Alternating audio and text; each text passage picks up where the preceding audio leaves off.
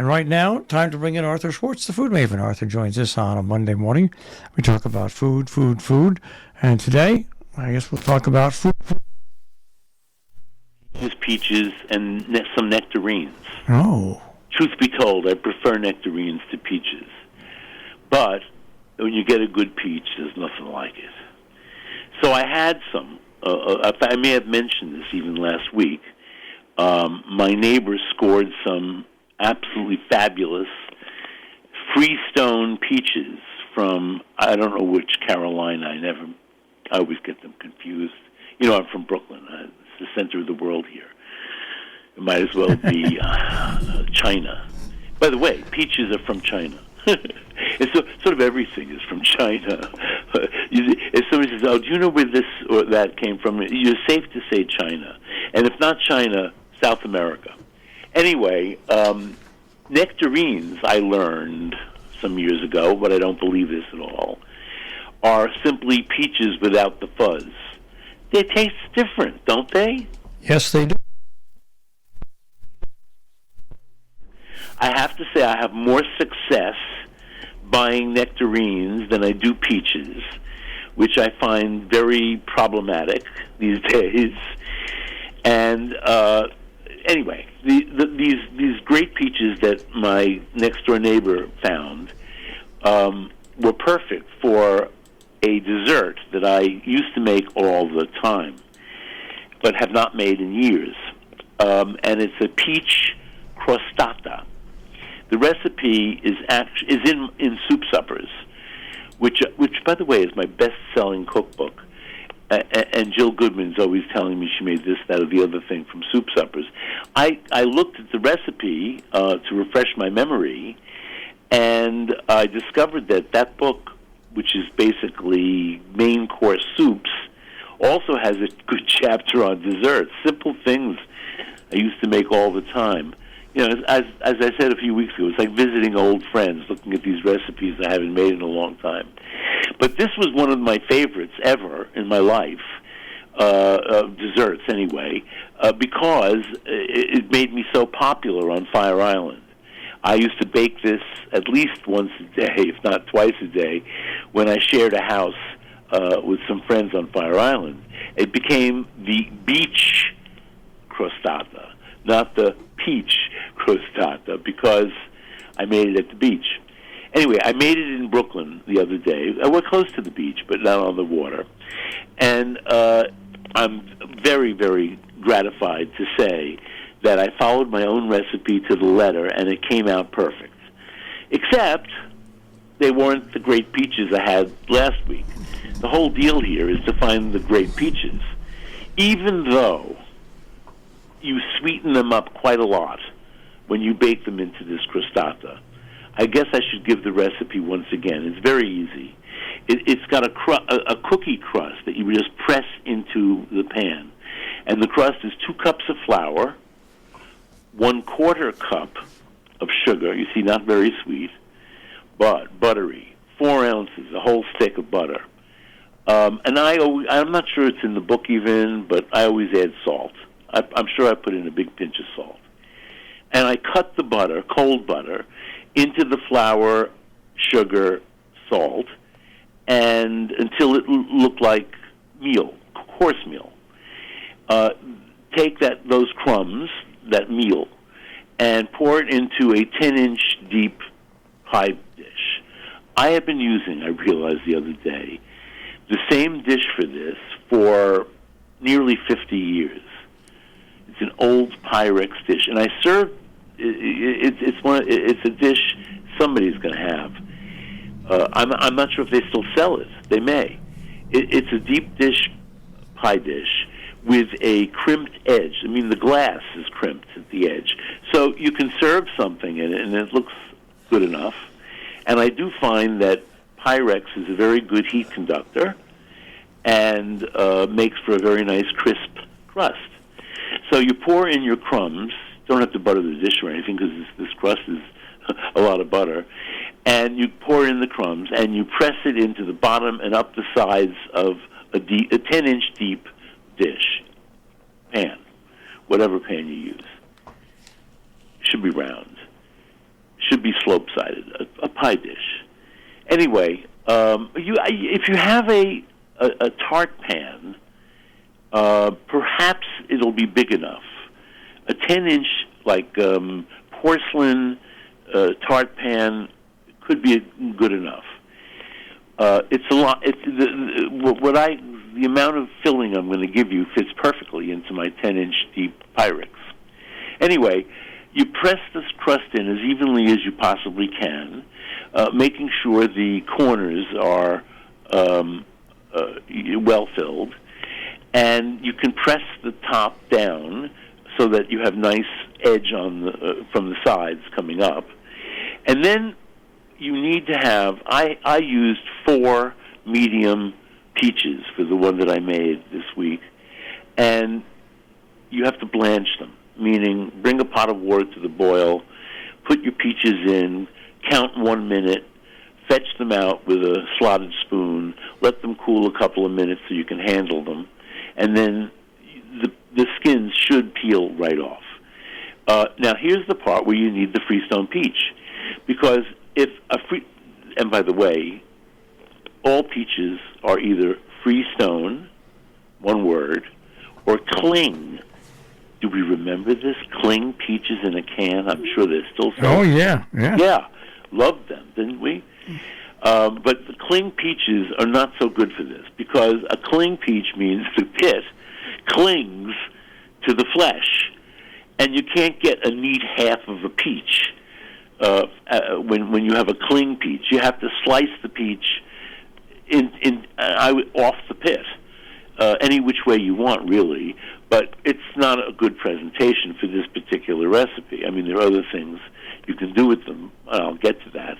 But for this particular recipe, see if you can find a Freestone peach. There's no way to know that I know of unless they're labeling them in the store. I have seen that. It'll say Freestone peaches. I don't know. I just bought Jersey peaches. I have never been impressed with New Jersey peaches, but that's what Ellen brought me. She went back to buy the same peaches that her store had last week, but they didn't have those. So she brought me and they weren't ripe. So I had to let them sit for 2 days before they were usable or edible. So I sacrificed. She had 6 altogether. I sacrificed 1, and it was Freestone, so I was thrilled. And what's interesting is that, or funny, ironic, is that the other 5 I blanched, and 4 of them, the first 4 that I handled were Freestone, so I ended up with 8 halves. But the 5th one, that was the last one I went to peeled fine enough, was not Freestone. So maybe they're not consistent. By the way, this recipe is perfect with nectarines, too. And nectarines can run a little bigger. You know, you have to judge how many you need by the size of your pan. And like I said, my pan held 8 medium halves. I've made this with larger peaches where I've only gotten like 4, two larger peaches. Whatever it is, put them in the pan, hump side up, round side up, and sprinkle them. It's more than sprinkle because it's quite a lot. Pour on 3/4 of a cup of sugar. Now, if your peaches are not quite sweet enough, this will do the job. Put this in a 400-degree oven for 15 minutes. At which point, your peaches will have created quite a lot of syrup in the pan, and you can. I have to look this up, believe it or not. And while it's baking in those 15 minutes, you're going to stir together 2 whole eggs, and 1 cup of dairy product. I say dairy product. I used heavy cream. The original recipe had heavy cream, I remember, even from 50 years ago. And I, over the years, used yogurt or what else? Mainly the other alternative would be yogurt. So sour cream. You're basically going to form a custard. So after 15 minutes, you take this peaches in the crust out. You'll see the crust is already starting to get a little golden at the edges in 15 minutes at 400 degrees. And then you pour on the mixture of cream and eggs. It'll find its own way. You don't have to be too precise about where you pour it. It's going to come up to almost the very, very tops of the peaches, and you put it back in the oven for another 20 minutes. Got to say, I was very proud that my timing. I'm sorry, make it 30 minutes. Did I say 20? 30 minutes. And I'm very proud that this recipe worked as perfectly as it did. I always say the only misinformation I get on the internet is the wrong oven temperature or pan size. But this had the right oven temperature and the right pan size. And, if you don't have a Freestone nectarine or peach, I would definitely try this with thick slices of peach and fill the bottom of the pan well with peaches, the same number. If they're medium peaches, 4. If they're larger, big ones 3 or 4, the most. And bake that for 15 minutes. Your peaches may end up a little softer, I think, but that's not a bad thing either.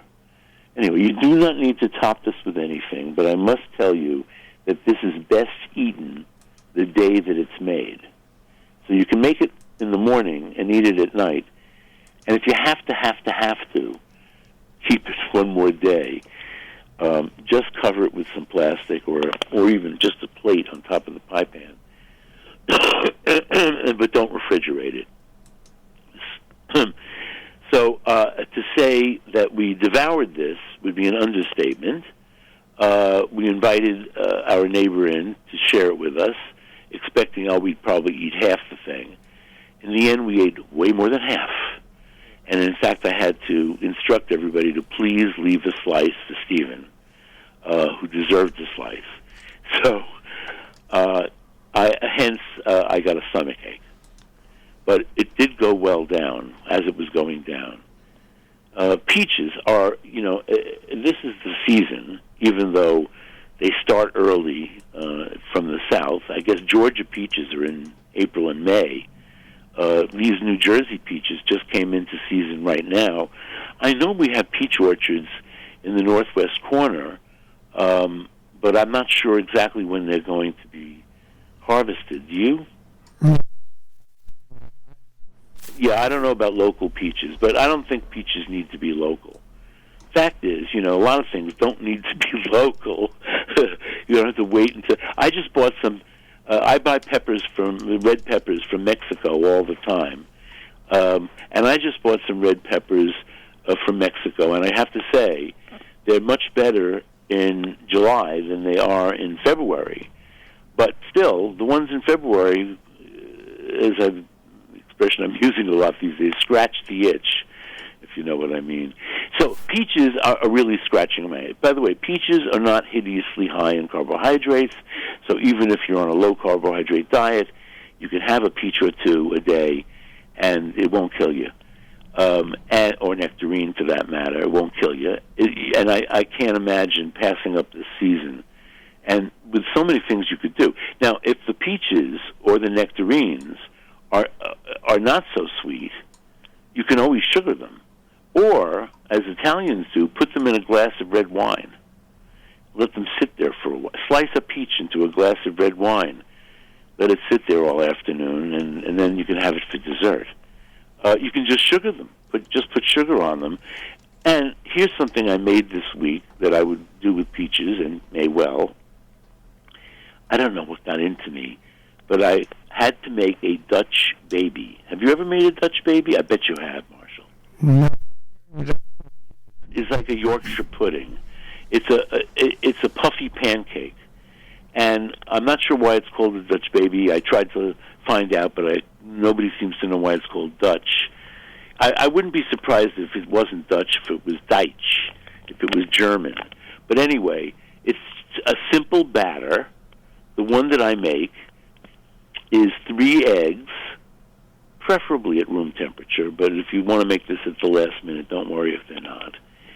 3 eggs into which you whisk half a cup of milk, a half a cup of flour, say, if you're doing peaches, a tablespoon of sugar, and I always put salt in everything, so a quarter teaspoon of salt.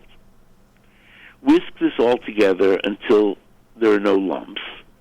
You might see a dot or two of flour. Let it sit for a while. That's always, if you're doing this with a whisk, it's always best, after it's all mixed, let it sit for a few minutes, then whisk it again, and any little lumps will usually dissolve.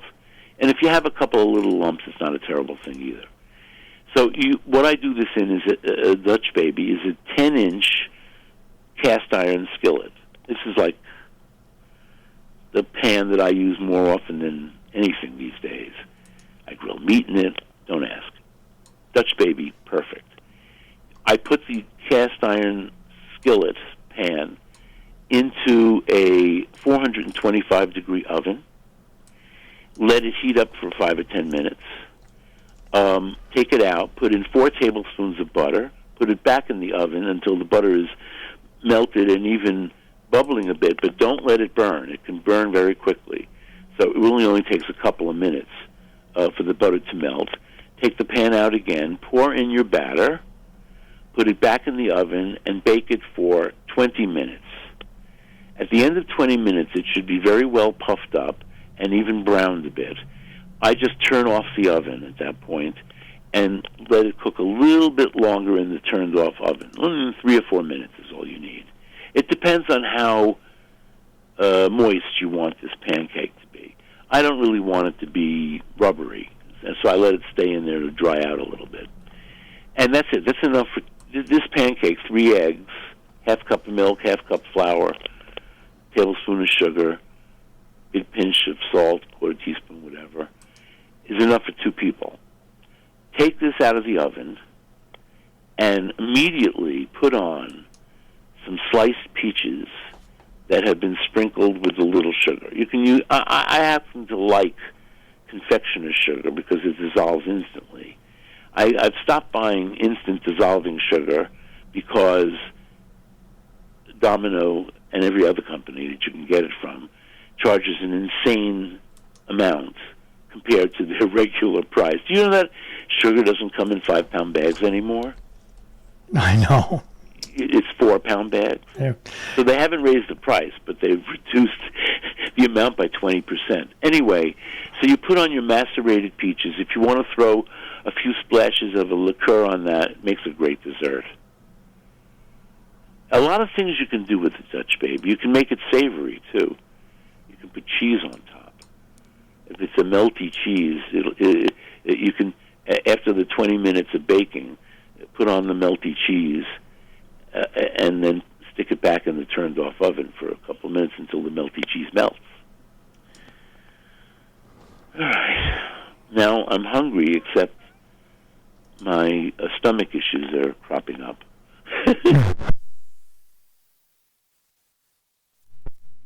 I have a stomach problem. I had to think about food before I talked about it today, too. So, anyway, I think today is going to be a cold beverage day without ice. My Chinese health consultant tells me that when you have a bad stomach, even when you don't have a bad stomach, you should not drink iced drinks. Actually, room temperature, she suggests, but my room temperature is a little too warm today. So I think I will have it out of the refrigerator at least. It's going to be. Just remember, it's going to be this way all week. Raining? It's raining here. Oh.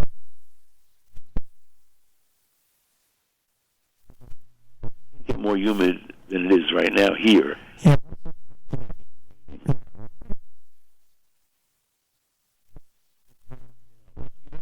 Last week, I think it was, I talked about cold pasta. So it got me on I talk about these things, and then it puts me on a kick. I don't know who I was talking to about Dutch babies, but for some reason I couldn't get it out of my head. And this week it was cold pasta. I haven't made it, but I found a whole cache of cold pasta recipes in my files while doing a search for something else. And one in particular I just am dying to make, but I have to wait till my belly is better. Because it's from a friend of mine. It's interesting. It's from a friend of mine who does not cook. I'm sure she has never cooked anything in her life. She's very rich. She's always had servants, and her husband likes to cook. And they have a magnificent kitchen, and I've actually eaten his food, which he loves to eat in the kitchen, which she doesn't usually like to do. But this is a recipe she gave to her cooks, and they make it, and I ate it. And the secret ingredient is something very funny: powdered mustard. By the way, this is a Neapolitan friend. She's very Neapolitan. And this is a very Neapolitan sort of recipe, except that it has two things I don't get. Looking at it, had green pepper. I don't know anybody who uses green pepper in Naples. It's always a color, meaning it's a ripe pepper, not an unripe pepper. And with green peppers are unripe peppers. And it also has, at the very end, powdered mustard. Now, one of these days I have to ask her, now that I'm re-aware of this, how did the powdered mustard get into this? And my feeling is Mirella and her family lived in England for a period. And I wonder if this didn't get into the recipe, like some English neighbor said, oh, this would be really good if you put some mustard in it.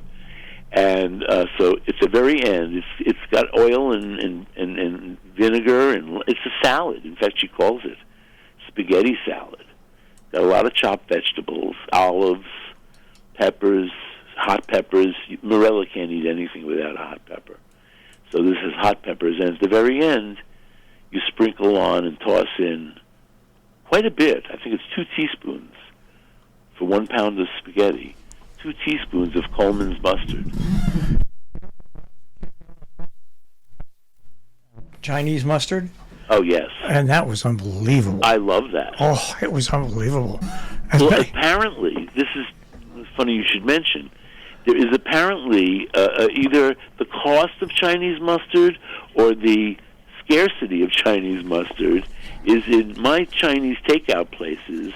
If you want mustard, you got to ask for it. Whereas they just toss in soy sauce that I don't need, and duck sauce, which I hate. It's just syrup after all. But no mustard, so I have to request the mustard. I should look into that. But you can always make your own Chinese mustard. Yeah, my father used to buy the cans. They had a little round top that you opened up. You had it pop off. Oh yeah. I remember those. And thanks for the memory.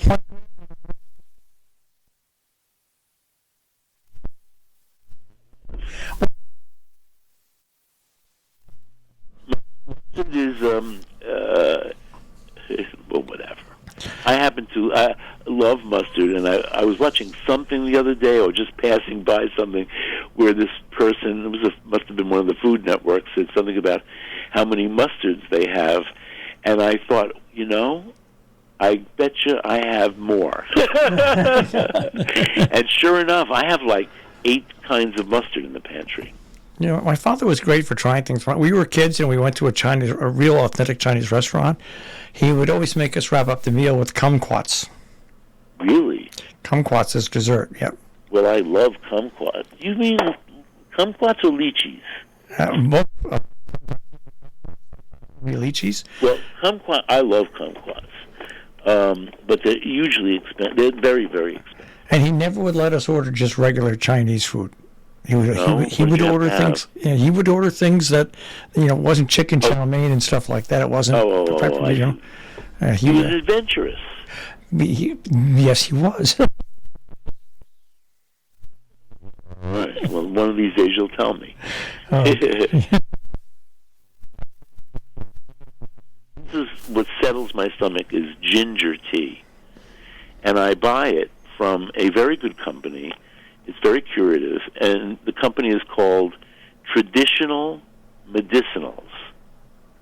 You can buy it. I buy it online, and it's the plain. You know what? Because it's very hard to find plain ginger tea. They always have lemongrass, or something that isn't ginger included with the ginger.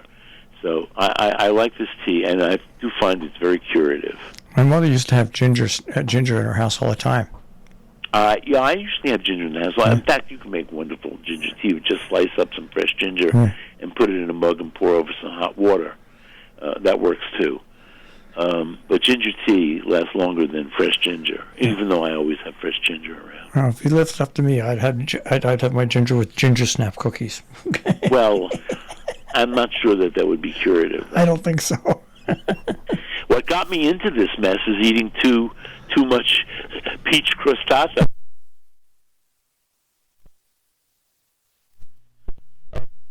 My body is not used to having so much sugar. I'm sure that's part of it. And then I could also blame a new medication. But whichever way, I'm not going off the medication, but I am going off of peach crostata. I think maybe one a season is enough. Okay. All right, I'll speak to you next week. Feel better. Take care, everyone. Bye-bye. Arthur Schwartz, the Food Maven, this morning here on the Breakfast Club on Robin Hood Radio. And, of course, you can hear Arthur on demand here at Robin Hood Radio, robinhoodradio.com. Click on demand. Click on Arthur Schwartz, the Food Maven. Every single, well, I would say 99.9% of Arthur's shows are cataloged there, so you can peruse for them. Arthur Schwartz, the Food Maven, robinhoodradio.com. Click on Arthur Schwartz, the Food Maven.